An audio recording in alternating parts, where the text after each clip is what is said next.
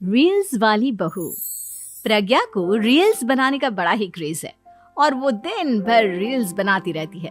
खाते पीते घूमते फिरते घर में कॉलेज में रील्स बनाने के कारण प्रज्ञा पूरे कॉलेज में हाईलाइटेड है। जहां उसकी रील्स सभी को पसंद आते हैं, वहीं मनीषा चिंता में डूबी रहती है। एक रोज जब खाते हुए प्रज्ञा रील्स बना रही होती है, तब मनीषा कहती है, एक मिनट भी चैन नहीं है इस लड़की को। ये नहीं कि खाना तो आराम से खा ले, लेकिन नहीं, अरे थोड़ी देर रील्स नहीं बनाओगी तो आसमान नहीं टूट पड़ेगा। अरे मम्मी, इसी को तो कहते हैं डिटर्मिनेशन। तुम नहीं समझोगी ये सब। भगवान, इस लड़की को सद्बुद्धि दे।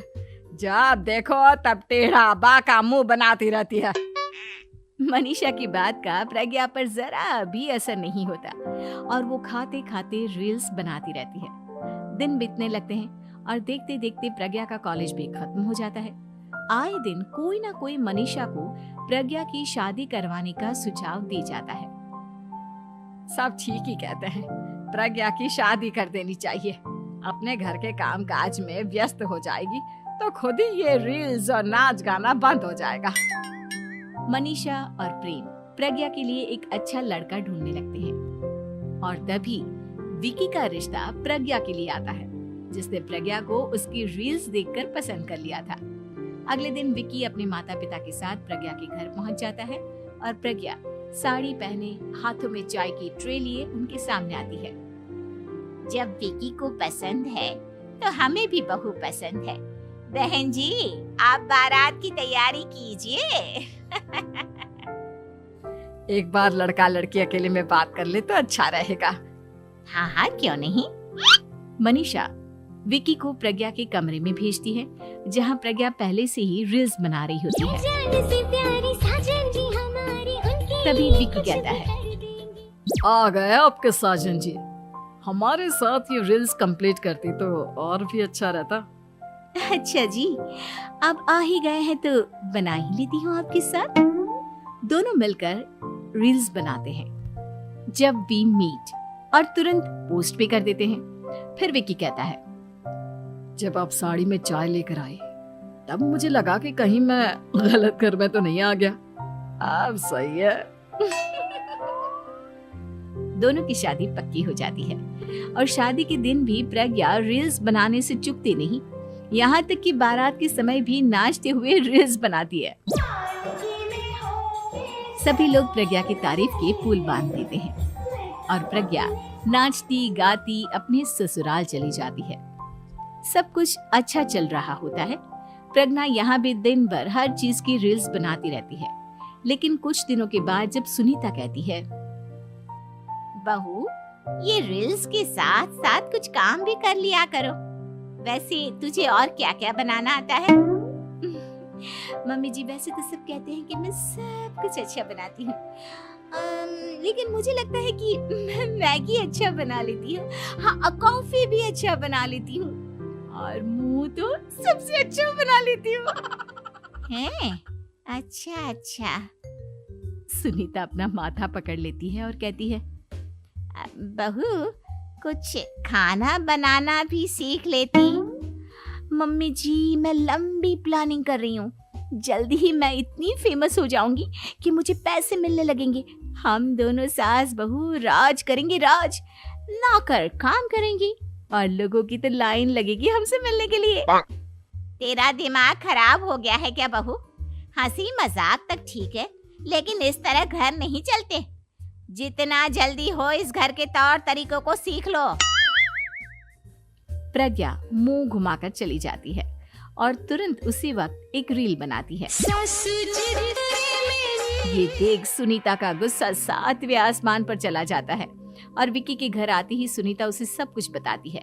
विकी भी अब प्रज्ञा की इन हरकतों से परेशान हो जाता है। तुम टेंशन मत लो मम्मा, मैं देख लूंगा। विकी कमरे में जाता है तो देखता है कि प्रज्ञा रील्स बना रही है।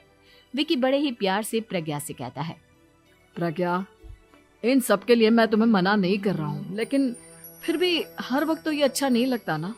समझने की कोशिश करो, मुझे भी तुम्हारा थोड़ा वक्त चाहिए। मैं जब ऑफिस से आता हूँ तो मुझे समय देने की जगह इसी में लगे रहते हो। तुम ज्यादा ही सोच रहे हो। तुम भी मेरे साथ रील्स बनाओ ना, तुम्हें भी बहुत अच्छा लगेगा।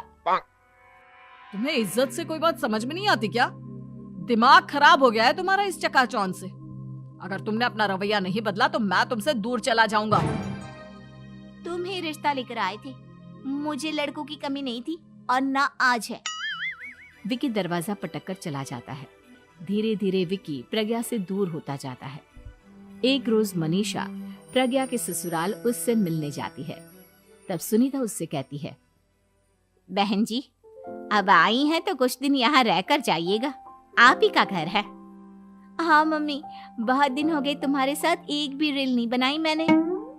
प्रज्ञा तुरंत अपने फोन में रील्स ऑन कर लेती है। ये सब मुझसे नहीं होगा। तेरा ये भूत अभी तक नहीं उतरा क्या? बहन जी, आप कुछ कहती नहीं क्या इसे? जब आप ही कुछ नहीं कर पाई तो मैं कर ही क्या सकती हूँ। सास तो वैसे ही बदनाम है।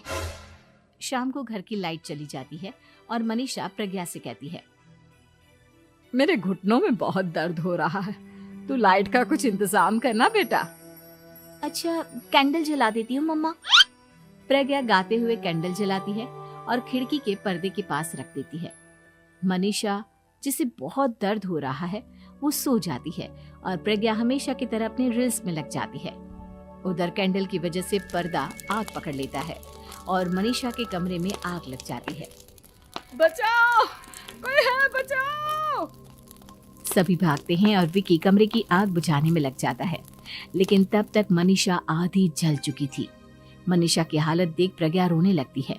विकी मनीषा को तुरंत हॉस्पिटल ले जाता है और उसे एडमिट कराता है। विकी प्रज्ञा से कहता है, देख लिया ना, तुम्हारे इस नाच गाने की वजह से आज तुम्हारी माँ की जान जाते जाते रह गई। अब पता नहीं तुम और क्या चाहती हो। उधर डॉक्टर कहते हैं, इनकी हालत बहुत नाजुक है, आधे से ज्यादा जल चुकी है।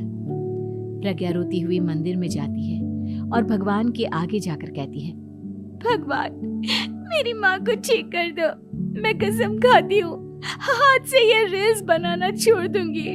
बस मुझे मेरी माँ वापस मिल जाए।